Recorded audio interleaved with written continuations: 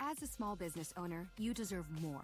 More confidence, more connectivity, more of the tools that help your business thrive. And at Cox Business, you can expect more from us.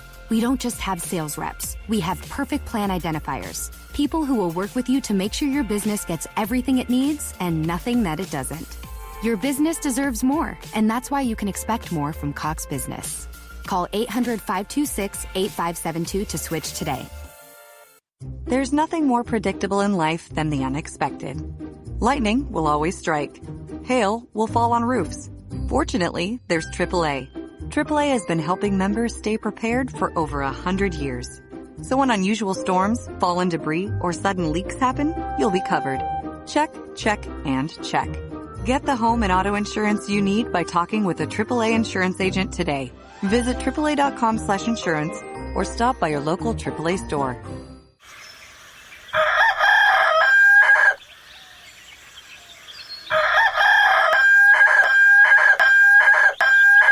If you prefer real mornings, shouldn't you have a real breakfast? At McDonald's, we get real about breakfast. That's why you can have a savory sausage biscuit with delicious hash browns for only $1.50. It's time to wake up breakfast.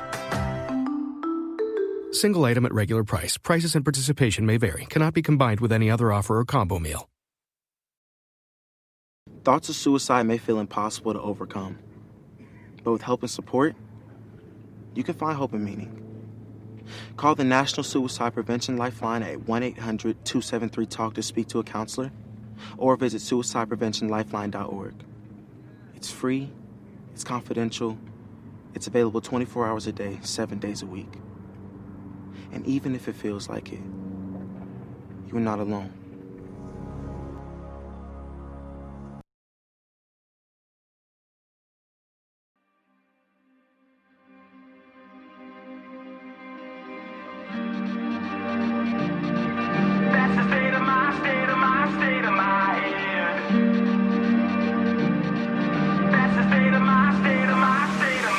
It's been a long, bumpy ride sitting back in the saddle. It's time to get down, dirty up our knees into battle. Oh, come on, round up the boys, gonna make the walls rattle. Oh, our flag is tattered and our bones are shattered, but it doesn't matter 'cause we're moving forward. Round 'em up, let's go. Round 'em up, let's go.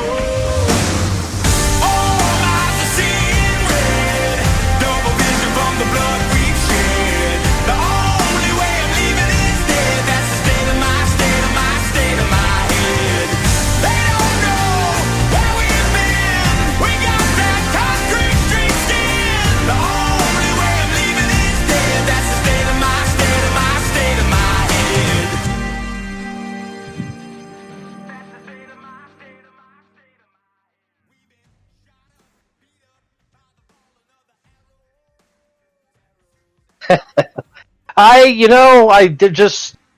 You have a lot of faith in our listeners to call them both ladies and gentlemen. I know, and I think I unmuted the wrong channel, so they didn't even hear me say good evening, welcome to Cyber Wars. It was such a professional opening too, and I didn't unmute the right channel, but we're here. That's what. We're here. Yeah, that's what counts. All right, I got the new meme for me in chat. That fucking rooster. Because you know how much I hate that McDonald's commercial that we run. Yes, and it's if Rooster is in chat, he's not talking about you. Is Rooster in chat?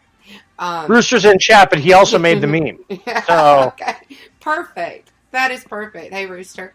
But it's not you he hates. It's the McDonald's commercial Rooster, and he knows. Yeah, it's a pretty fake rooster, though. I mean, it is. It is a fake rooster. And it's just my luck. Whenever I get up in the morning and kick on the Daily Dose and listen to Rick and Stacy, and sure as shit, as soon as I turn it on, it's like this morning. The first thing I heard, as soon as I hit play, was that fucking rooster. So my neighbors have a rooster. They don't really. I've never heard a rooster that really sounded like that.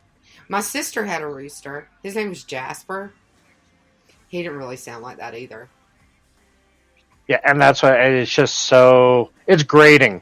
Yeah, it's right at the edge of the uncanny valley. So The uncanny valley. it's an AI cyborg terminology where like the uncanny once it crosses it, then it's real. So it's right at the edge of the where it's fake. Yes, I got you. Right at the edge of the uncanny valley. Okay, yeah, I got you. Yeah. So, big stuff happening. Yeah, we gotta. Go ahead. Yeah, so I mean, we're going to talk about, obviously. I mean, we pitched it, and we didn't pitch a whole lot.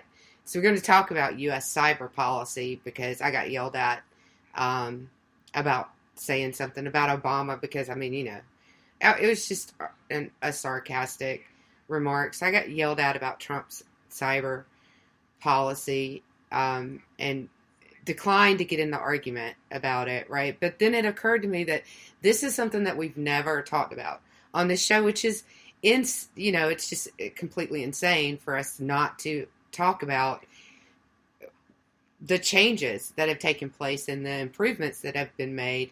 And but first, we're going to talk about a bug. And this is a really good, and of course, Orty, I'm going to let you lead it because you found it. But this is a really, really good but it's a bad bug, but it's a good bug. And everybody needs to know about it because it could be affecting you, and it's something that you probably wouldn't think about. So take it away, Orty. This has to do with your routers, with your Internet of Shit equipment, with everything on your side of your firewall or your side of your router can be affected by this. And what it is, it's a bug in universal play and play, and it's in almost guaranteed 100% of devices, where the universal plug and play can be hijacked with the call stranger rat, which is a remote access Trojan. Remote access, yeah, thank you. I just drew a blank on that. But it allows them to use your shit for LAN scans, DDoS attacks, all kinds of things. And like I said, it is in every device. Now, before the show, Lou and I were looking at our own routers to see if UPnP was turned on, because that's one of those things that if it's on by default, whenever you do a firmware update, it'll 9 times out of 10 turn it back on. So I checked with mine. Yeah, if you do a factory reset, it'll turn it back on. I always turn mine off. I've been turning mine off since I got this last router, which has been quite a while because it's set up for security that I don't usually have to worry about it. Yeah, now what UPnP does is it allows automatic discovery of devices in the network. So like if you're behind, if you're at home and you want to use Wi-Fi calling on your cell phone, or you want your Kindle to download a book, or you're watch a Netflix on your tablet, whatever, or on your computer, it's the kind of thing. It's the lazy attach me to my LAN. Yeah, it's what you control with that little WPS button on the front. So if you push that WPS button and you have like your smart TV on, they'll find each other and connect using UPnP. That's one thing that's not the only way you can use it, but that's one way that you can use it. It's like if somebody comes by your house and they want, to connect to your Wi-Fi or whatever, and you don't want to mess around with the guest network and all that, you go and push the little button on your router, and then they find each other. But yeah, because the strength of routers, you kind of open up your network for anybody scanning at that point. Mm-hmm. Yeah. Yeah, and this bug will let them in and give them really kind of, from what I read, unprecedented access. They can port scan from another device in your house. They can do all kind of stuff. They can just play around and have a little party on your local network, basically. Like I say, you just invited them.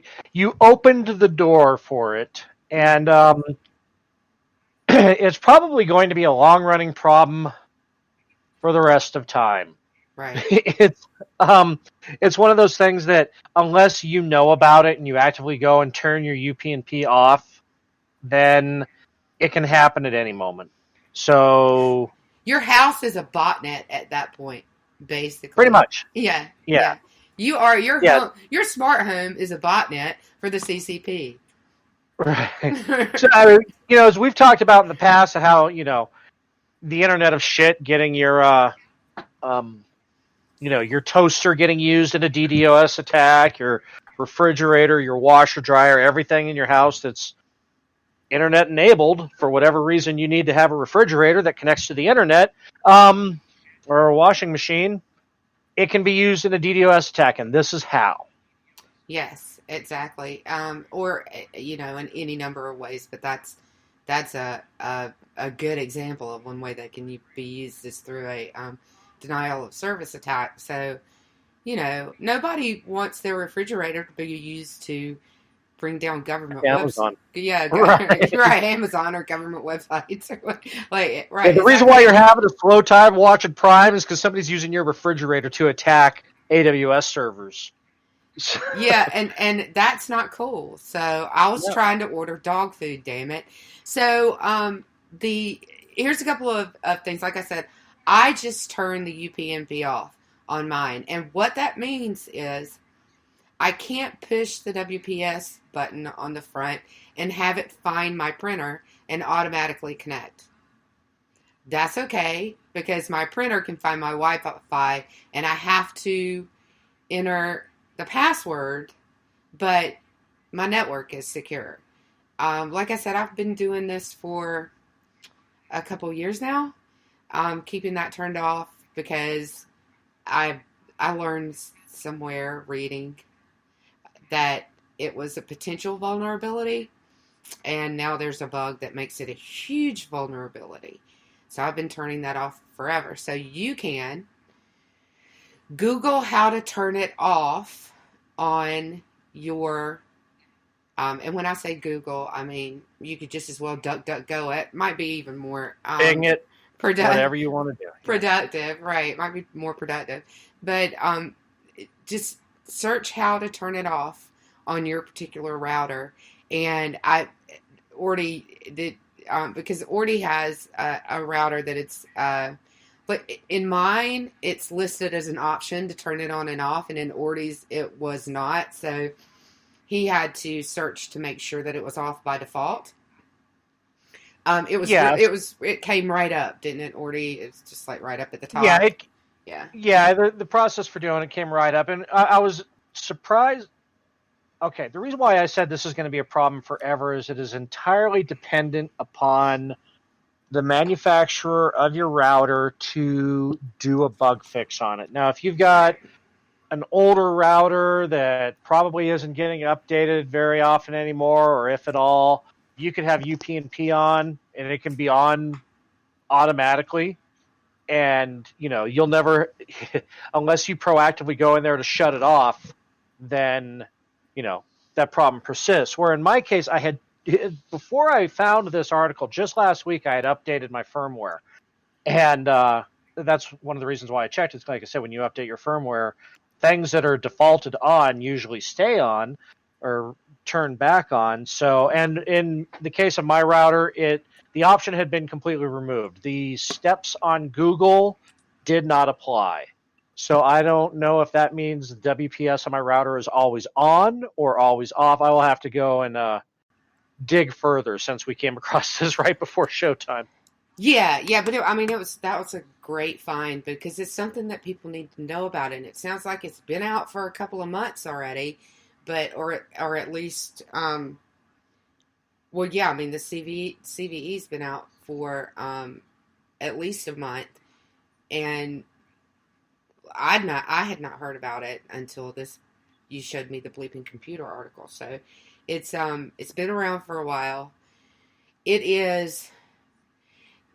So what should we scare everybody? I mean, people can they get in through your router and they can get into your different devices from there. Sure. That are enabled. If UPnP is enabled on your router, they can get into your devices from there. They can exfiltrate data. They can port scan. They can use your devices as botnet. It allows them a lot of control. and a And lot then that of goes access. with everything too. Like if you have your DVR, connected to your internet, you know, Yeah, it gets they can watch you. They can watch your TV shows free. Yeah, So, it really goes for anything in your. So even if something is not connected, but it's on and it has UPnP enabled, because of the way this route works, they can get into your router and connect to it, right? So they can actually control. What it sounded like to me is they can control the WPS button from like once they get into your router. So they basically get in there and virtually push the button and see what's on and connect to whatever they want to. So turn that shit off. yeah, a couple questions from chat. Kat asked, doesn't a password keep your home network safe? Yes, except for in this case, when you press the WPS button, that is disabling the password protect because it is telling your router for the next 30 seconds, look for another signal, and this is a trusted signal. Well, like in the case of my router, I can actually pick up my Wi-Fi signal, my home network, 7 houses away. So you think about everybody in that radius, your network just popped online to them, password free. Yep. Yeah. So, yeah. Yeah. And now the next question from Chad is from GR. Any recommendations for routers? He has a Linksys. Newer Linksys are good. Netgear Nighthawks are fantastic. Lou loves her Asus. Yes. So yeah, and my last one was a Nighthawk, but it was circa 2016, probably. Love the control interface on the Asus and everything that you have access to turn on and off like this. I believe it's been a while since it looks like an angry spider laying on its back. Oh, that's not the one that I have. Oh, that's not the one you have? Okay. No. Because there's the one that it's got 8 antennas on it. Uh-huh. And I'm just, it's like, Jesus Christ, guys. Yeah, that's not actually the one that I have. But I hear that. Talk about making everybody sterile from EM radiation on 2.4 and 5 gigahertz. I know, right? Yeah. Anyway, so turn that shit off. Yeah, turn it off. Yeah, turn it off because I will guarantee you that. Well, I won't guarantee you, but I'd be willing to bet that 99.9% of the people in the country never use that button. Better off. I mean, like I said, it's usually for when you have family visiting or you're linking up a new printer and you can't remember the password to your network. And I know it's on a lot of if you have a cable modem or something like that where you don't really have admin control of your Wi-Fi network because you're using their Wi-Fi instead of your own. Yeah, you're right. Most people don't use it. I don't think so. It's the thing that I recommend more to my clients rather than using that. Just make an easy password for your guest network because if you're setting up your own router, go and set up your guest feature and just give an easy password on the 5 gigahertz. That is exactly what I do. Right. Yeah. So the yeah, and I mean, and once I have it in my family's phones. I never even have to change it. They come over, they have the password in their phone. So it's, that I would highly recommend that as well. Right. So yeah, and if you've got somebody coming over to do a LAN party at your house, or, then just have them plug into your router. Don't let them use the Wi-Fi. Yeah, or have that easy. Or just have have an easy guest network. And I mean, if you're getting into your router anyway to do all this stuff, you can set up a one-time guest network and then delete it, when people are gone. I don't know what a LAN party is. But it all depends on your level of paranoia, and as you know, mine is high. So, It's not a matter of if you're paranoid. It's a matter of if you're paranoid enough. Exactly. There you go. So, U.S. cyber policy. Let's start off with the couple of things that I sent you about. There's two things that I want to lead off with the cyber policy. Number one is what what the industry said about Obama when he was leaving office, right? So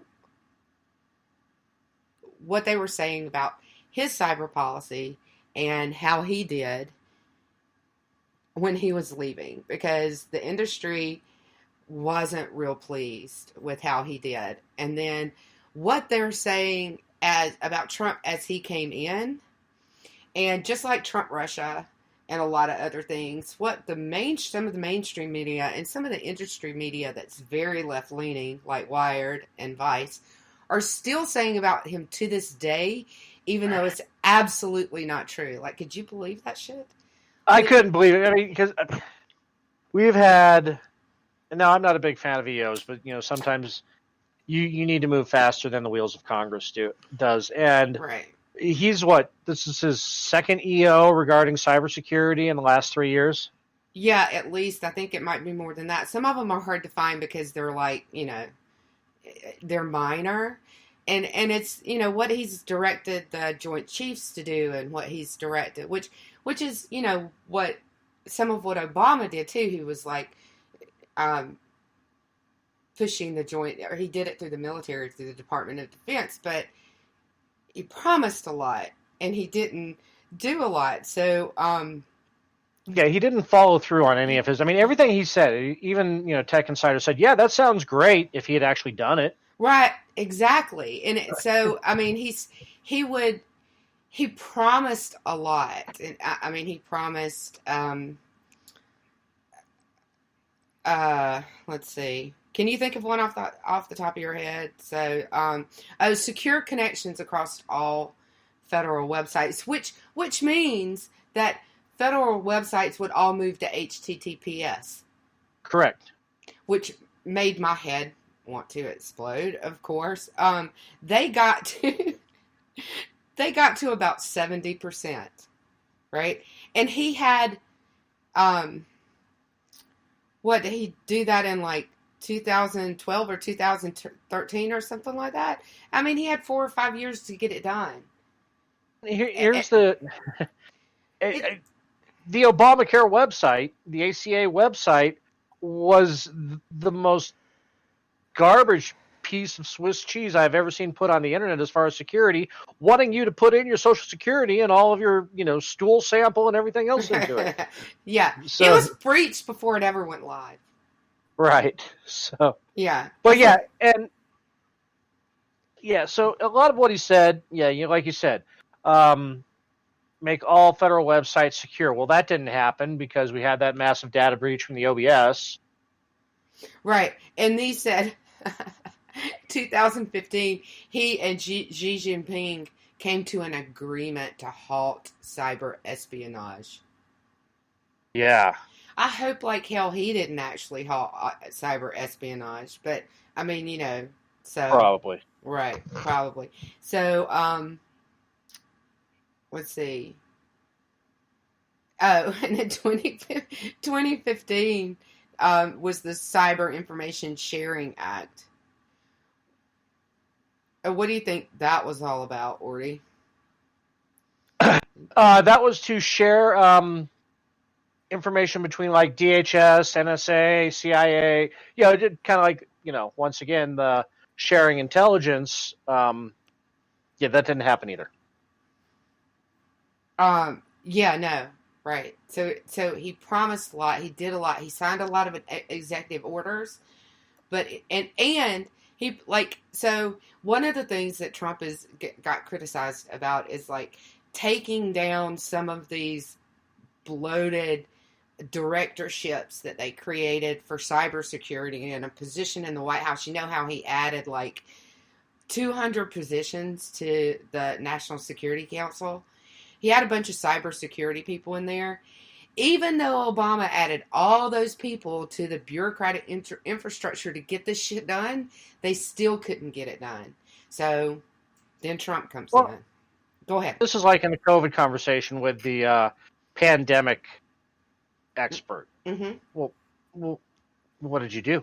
I mean, you were in, So anyway, this is kind of the same thing where he'd put a whole bunch of people on his Security Council, but really didn't expect results from them. They were kind of like, how like with ambassadorships, where if you're a campaign, big campaign contributor, you can become ambassador of Sweden or some shit. And Obama did that with NSC positions. I mean, Ben Rhodes was on the goddamn NSC. Right, exactly. And I mean this is during and after the OMB hack, right? Right. Which disclosed basically every military member in the past 50 years, disclosed their personal information, disclosed the information of a lot of other people in government.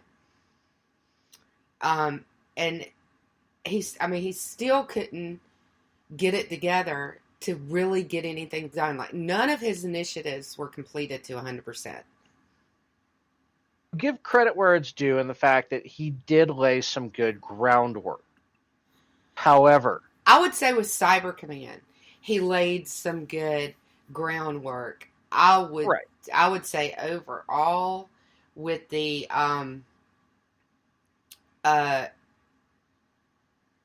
now the industry, some of the bigwigs in the industry, like Chad Loader, loved him because he put him on a council and gave him a lot of attention and made him feel really good. So they still looks good on a resume. Right, exactly. So they still love him. So they won't let go of, he had a fabulous cybersecurity policy that he never implemented. Yeah, he had some decent ideas. What we're gonna see, what we're gonna see President Trump doing is actually bringing a lot of that to fruition, closing the book on it, right? So he actually finished what Obama started and couldn't get done, and he didn't. It's not like he started it in his last year in office. He started it as early as 2009, 2010. So he had years to get it done, and he just didn't get it done. Well, he was busy. He was too busy spying on people. Sure. That's what he was. Yeah. Right. Cybersecurity meant Big Brother. Evidently, he was too busy spying on people and hacking journalists. And if you're telling me that cybersecurity was Rosenstein's little, Baltimore task force, you can definitely kiss my ass on that one. So right. at any rate, so flash forward 3 years. Let's talk about what's going on with it now. Yeah. So you can put this kind of in a nutshell. Let's talk about what Wired actually is still saying as of June last year. So as of 1 year ago. And I've seen some other people say it even more recently, but this article was kind of just put it in a nutshell. Under Trump, the fight against cybercrime has waned. This could not be the farthest thing from the truth. He said, despite the events, the U.S. government is simply not doing enough to combat the burgeoning threat of cybercrime. 1,000 cyber incidents last year. That actually seems pretty low. Yeah. Right, doesn't it? And, one thing I didn't look at was, how many incidents there were in 2015, 2016. But in 2016, if you look at it, well, let's say 2015, because it was a year before an election. If you read the CrowdStrike documents, I think there were 1,000 incidents at the DNC in 2015, but I mean, that might be a little bit off, but I don't think it was much off. But I guess that's not technically government, is it? Did I lose you? No, I'm here. You're just letting me rant. Okay. Yeah. So, he names this guy, Drago, yes, figures. Oh no, that's that's the figures. Oh, Ishan Mehta. Yep, that's right. I've seen him before. So, according to recent polling, that's the first thing he names is how people feel about hacking, and then he says they simply are not doing enough, which he said. And then, though the White House has opposed specific legislation coming out of Congress, is not opposed to legislation coming out of Congress, the president has signed all the security bills, right? So the Trump... Every cybersecurity bill that has made it from the House through the Senate to his desk, he has signed without question. And then he says the Trump administration is actively undoing the progressive cybersecurity policy of past administrations. And he names as one thing that the cybersecurity post in the White House, and then another bloated post that that Trump took out of the bureaucracy, and that's it. Oh, the White House's 2018 budget zeroed out funding for the biggest digital evidence training center in the country. Well, that's because they consolidated it under Cyber Command. Right. Yeah, it was redundant. It's another one of those half-truths where it's like, yeah, okay, that position doesn't exist anymore because it was already being done over here anyway. That was just a redundancy. And then the next line is, all this leads me to conclude that for the president and his administration, cybersecurity is simply not a priority. Now, let's talk about the problem with what he sees as an issue in the fact that something as large and bloated as the federal government, when you give a czar control of something like that, especially when it comes to IT, a czar is looking for an easy, one-size-fits-all Swiss Army knife solution that may work great for the Department of Defense, but does not work at all for, what's that library we're always talking about that gets hacked like every 2 years and their website gets defaced? You know, we covered that when COVID first broke out. That doesn't work for them. They don't have the budget. The archive. Yeah, the archives. Yeah. They don't have the budget to do the same thing. Plus, why would they? You know, I mean, why would they need to implement those? Right. Yeah. I've talked about it in other things. It's like, you know, when you have the Forest Service doing the same thing for something in the Appalachians and saying that policy works in the Sierras, it doesn't. Right, which is, and that's the same thing. And that's the same thing that the cybersecurity czar was trying to do. Yep, absolutely. And there's so much that they didn't do that they should have done in past administrations. And you know, we're not going to blame Bush because it wasn't the issue under Bush that it became under Obama. So Obama's the one that promised to do it and didn't do it. Bush set some things up for Obama, but we're just leaving him out of this conversation because, you know, that was... Just to give you a frame of reference, I mean, because we've all just become so used to, you know, internet being part of our lives. When Bush was president, I was updating my Facebook page or my MySpace page on a 128 DSL modem and thought it was blazing fast. So, you know, you can't look at, you know, you can only look back at most to late Clinton years if you're going to talk about cyber defense. Right. Yeah. And when that it was a completely different landscape as far as like, and until we pulled the Stuxnet shit, like cyber warfare was like a whole different landscape. Pretty much nobody could touch us, but everybody kind of got their shit together after that. So we're going to take a quick break and we'll be back. That's not actually a question mark. We'll be back in just a minute.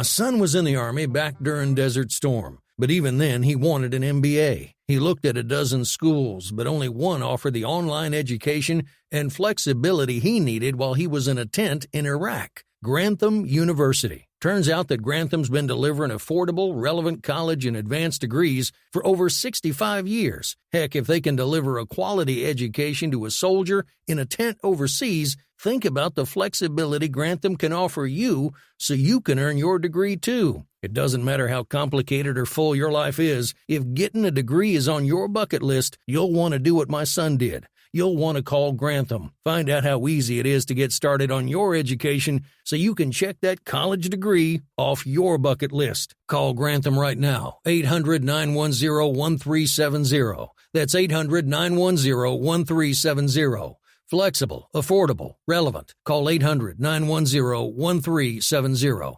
Tired of paying outrageous prices for Viagra? Well, we have great news for you. Now you can finally get Viagra at huge discounts. Healthy Man allows you to save up to $500 on Viagra. Why pay U.S. pharmacy prices of $15 per pill or more when you can get Viagra for less than $3 a pill? Call today and get 40 Viagra pills for only $99. This can cost as much as $600 at your local pharmacy. You can't afford not to call us. If you want Viagra at the lowest prices, never pay $15 a pill pharmacy prices again. Get Viagra for less than $3 a pill. Call 1-800-516-7602 today and save up to $500 and get 40 pills for just $99. Healthy Man is fast, easy, and affordable. Operators are waiting at 1-800-516-7602 to take your call right now. Call 1-800-516-7602. That's 1-800-516-7602. Again, 1-800-516-7602.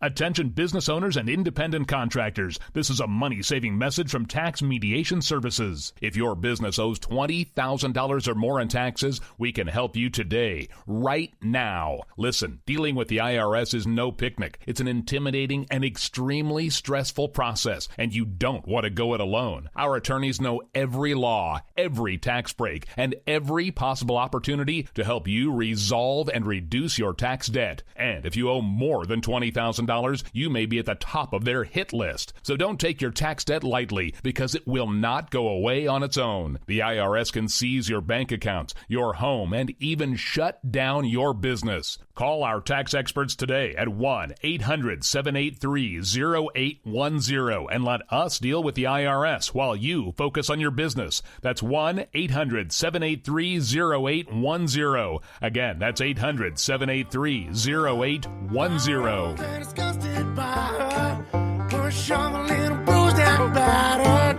Hold on, I ain't coming home with you.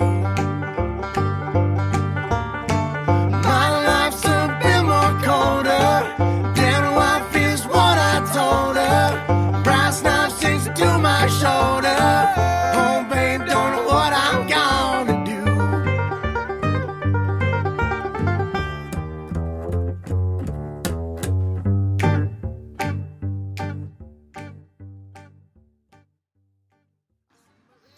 And we are back. Have you ever noticed that everybody says that? And we're back. And we're back. And we're back. So. Yeah, no. Now, let's talk about what Trump has actually done. And to lead into this, I want to give you a little piece from, not the Daily Caller, not the New York Post, but the Washington Post. And let me tell you, this is an analysis piece. It is not an opinion piece. So, and this is by Joseph Marks, and he's got some cybersecurity bones. So it's not like he doesn't know what he's talking about. But he talked to some people in the industry, and the really important thing that he found out was, and this is what he said, that coming into the Trump administration, that the industry as a whole and a lot of the bigwigs, he didn't call them that, I will, were very fearful about what he was going to do with the cybersecurity policy. So there you go. Coming into office, they already had no faith in him, right? Because they believed what everybody told them, that he's a dummy.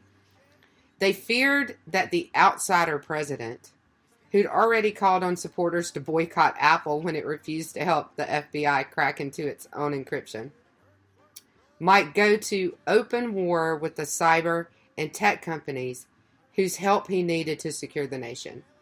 Now, why the hell they would think that, I have no idea. What a difference 2 years can make.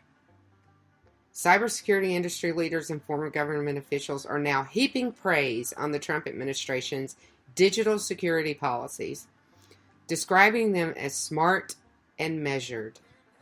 What you think about that, Ordy? I mean, when we talk about a lot of the problem with the groundwork that Obama had laid, a lot of the reasons why it didn't go further was that a lot of it was blocked by civil rights attorneys. So, they saw a lot of the things Obama wanted to do as an invasion of privacy, as an invasion of civil rights. Shocker.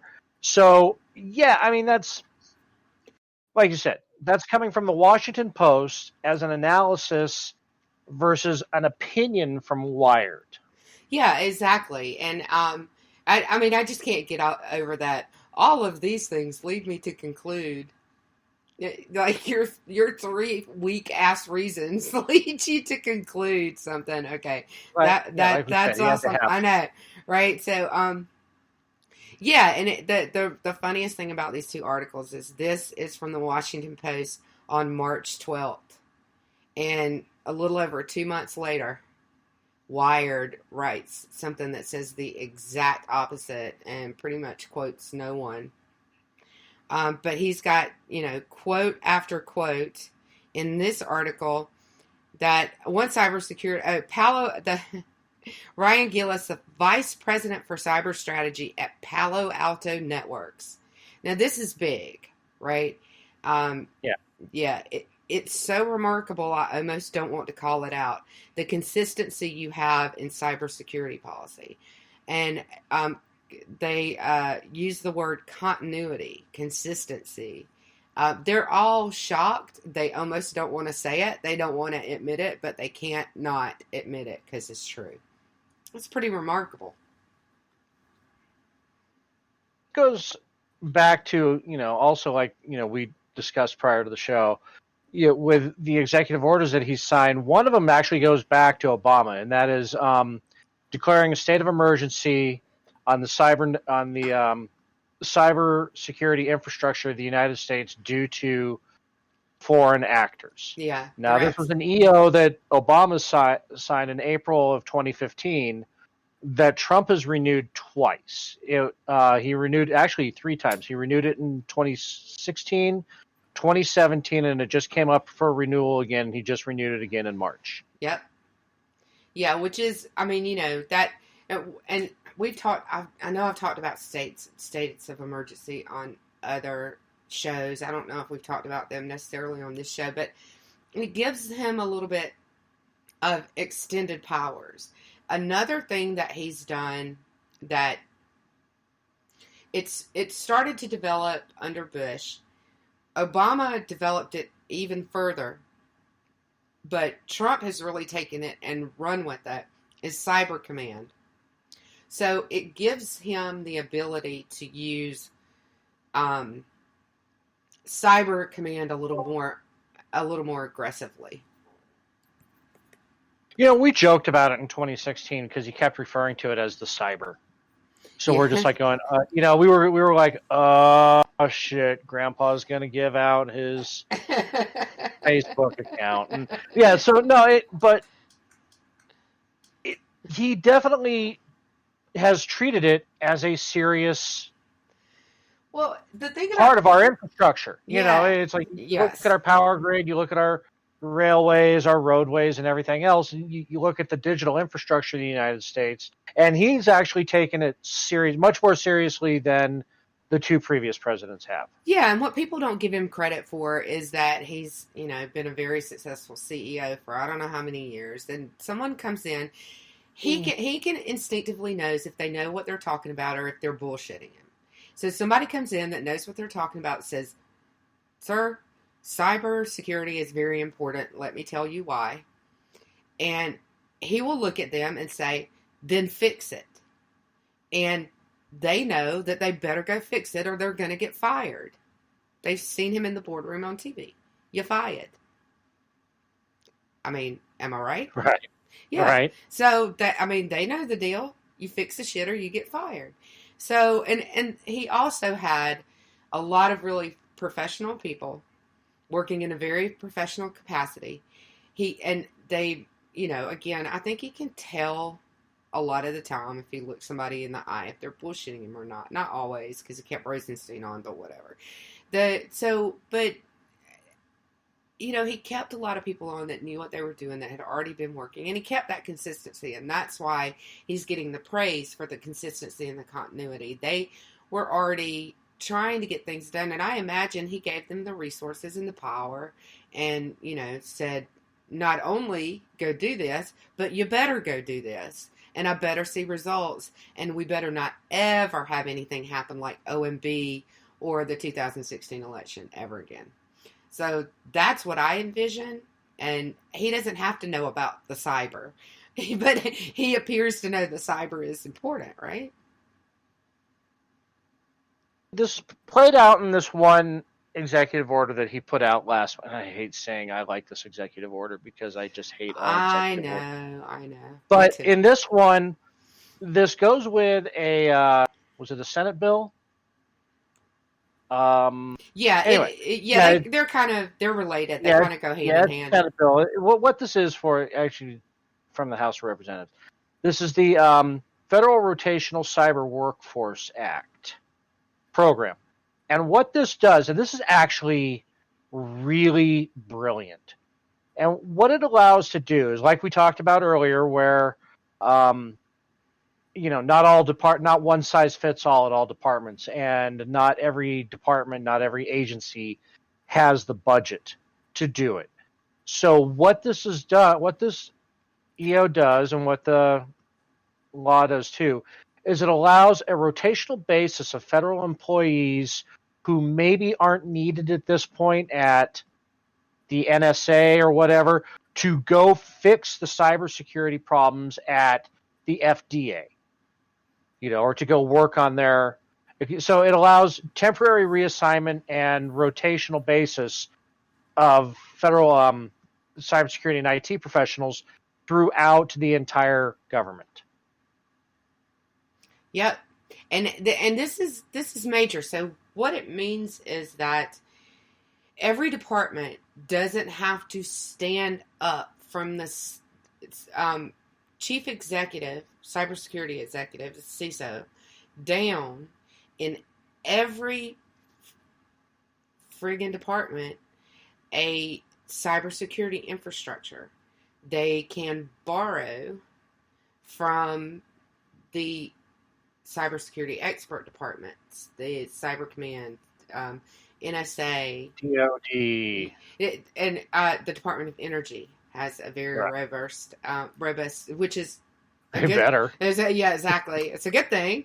And I imagine that at this point that administrative services probably does too. But so they can borrow these people and they can bring their expertise from other and it also, I imagine this is where some of the continuity is coming from. That also creates a continuity from department to department as to what the cybersecurity infrastructure looks like from department to department. So it's not a hodgepodge of different cybersecurity frameworks. They're probably a lot more continuous. Is that a word? The problem with it is that when you have the federal government, it's at federal employee pay scale. It is really hard to get people to go from the private sector to even consider going to work for the government on that, because, like I said, they're on the federal pay scale. They're not on, which is great. I mean, it's great at like the manager or level up, but at the lower levels,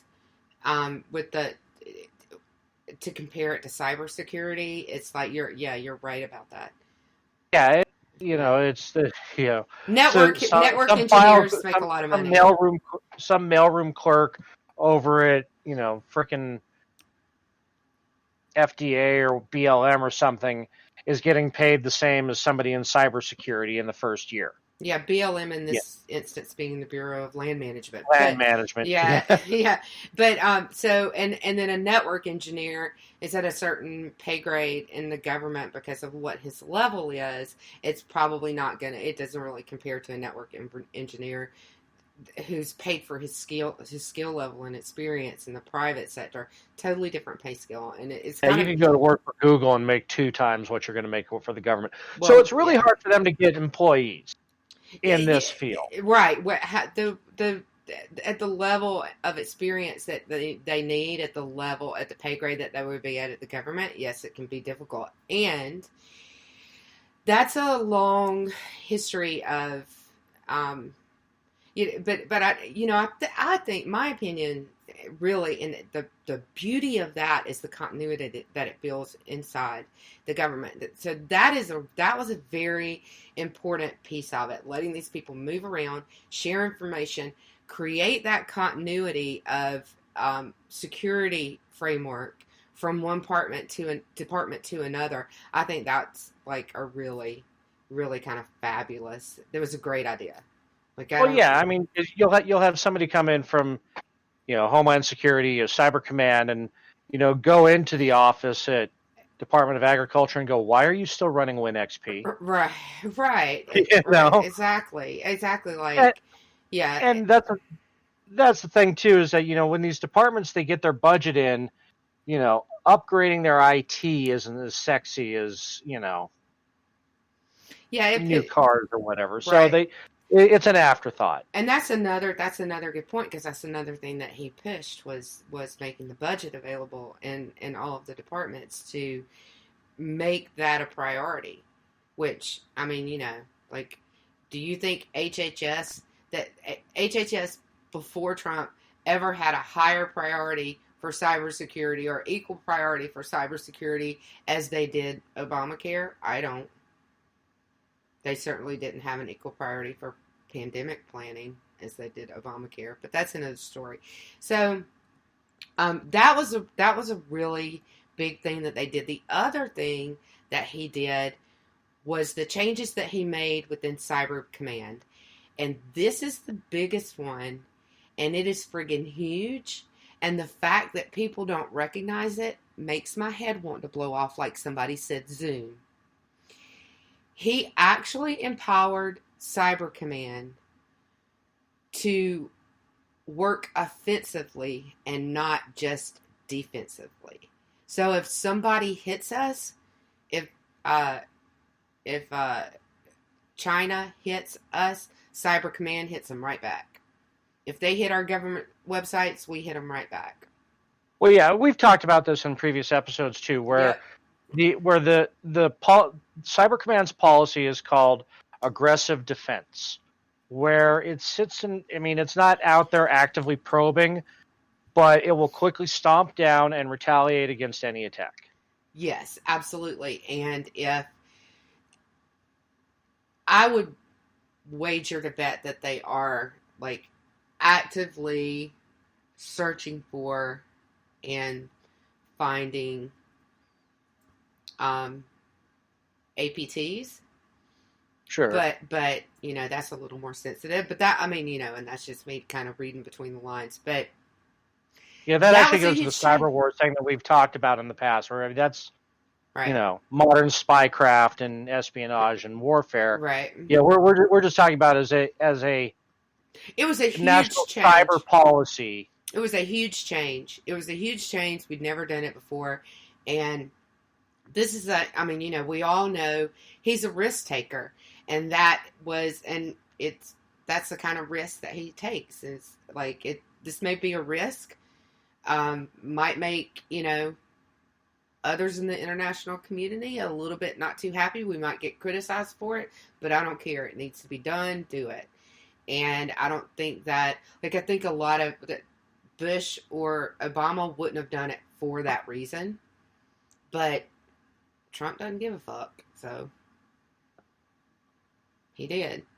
If we could just harden it up, that would make me happy. Yeah, and I think that's what they're working on. And that brings me to my next thing. One thing that's made us vulnerable in the past is, and you can think back on certain hacks, and I'll let you name one if you want to, but them getting critical information, not just through the government, but through government contractors. So, we're working on a top secret project with Booz Allen. Sure, we'll use Raytheon, Lockheed. Yeah, anything. Well, they one of our missile contractors just got hacked last week, right? So, yeah, yeah, the nuclear missile contractor. Yeah, and it was like it was just like a surface scrape. They couldn't get very far.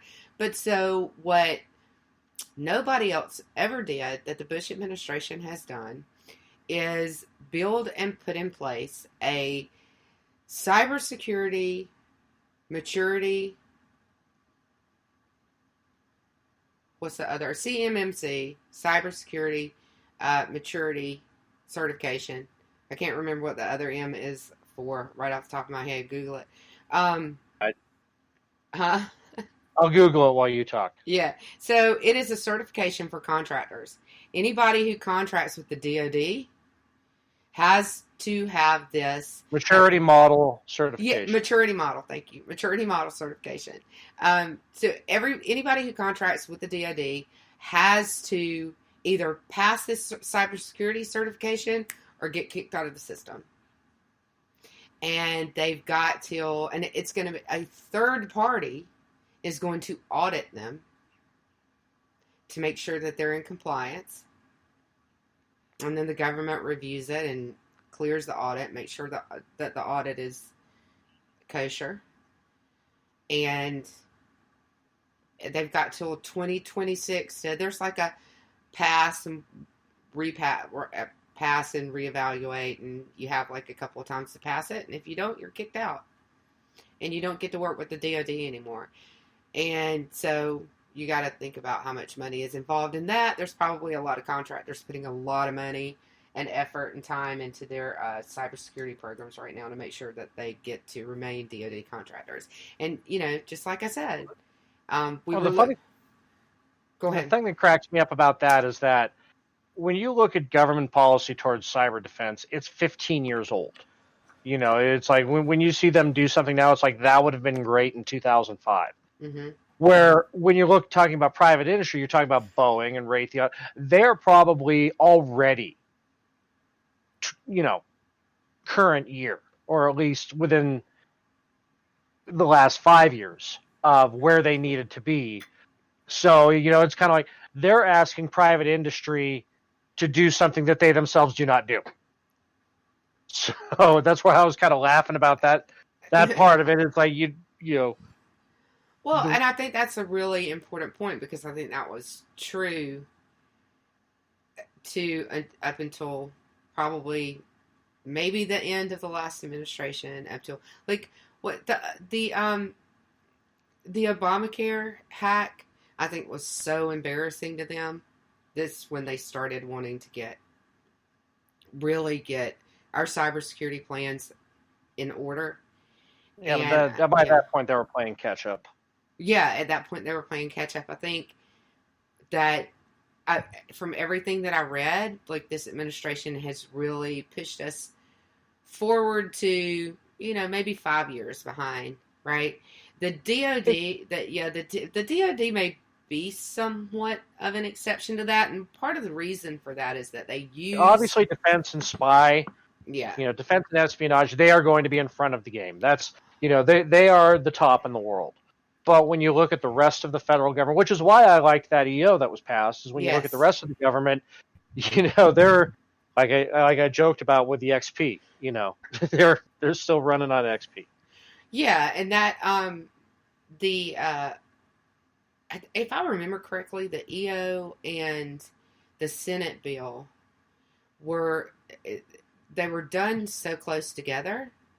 They're about the same thing. Yeah, and they're almost the same thing, and they were done so close together because I believe, if I remember correctly, that the House was dragging their feet on it and didn't want to move it, so they kind of got together. Like the president signed the EO, the Senate pushed it through, and they didn't really have a choice but to vote on it and pass it.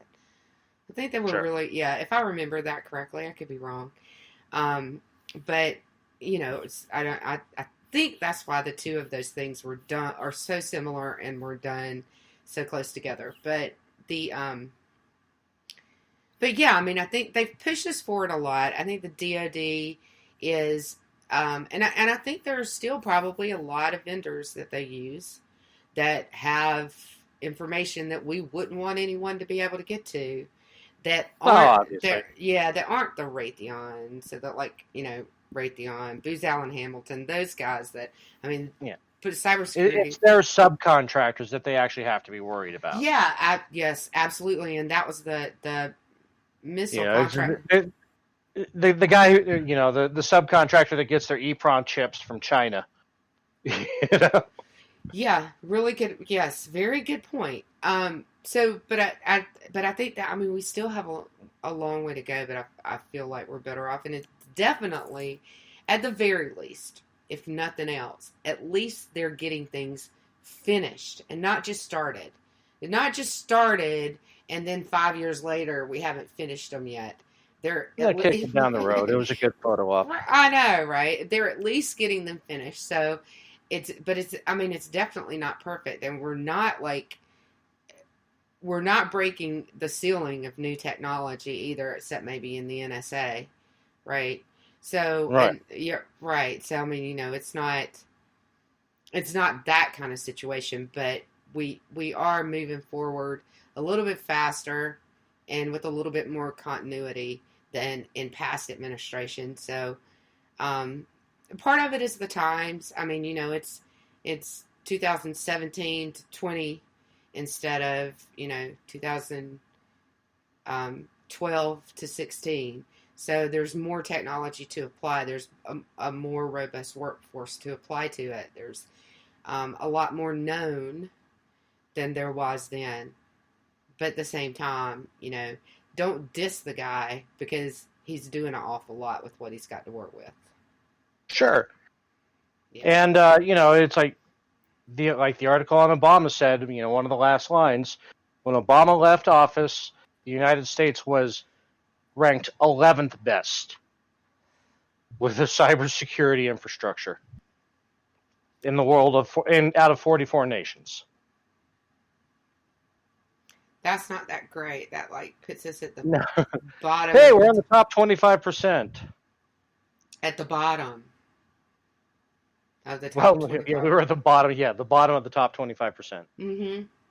So yeah, that's not good because I mean it's not like we're, it's not like we're Botswana and we don't have anything to steal. We've got pretty. That's why they did the top 44 because 188. How do we rank up against Trinidad and Tobago? Yeah, that's not really fair, is it? And who's hacking them anyway? Right. What have they got to get to? Nothing really. Yeah. The Board of Tourism to get that sweet hotel room. Anyway. Yep. So, all right. I think we're done for this evening. That's the show. That's not all he's done. That's just all we talked about. There's a lot. There's more that they've done. So tell us where you're going to be, Orty. This week I am, if Dan is still essential, I will be on Robinson and Horty. It's usually Robinson and Wright, but yeah, and that'll be Wednesday night at I don't know, in the third hour of the fastest 4 hours of conservative radio on KLRN Network. That would be at 7 p.m. Pacific, 10 Eastern, and I will be on Juxtaposition this Friday with Rick. Where can they find you, Lou?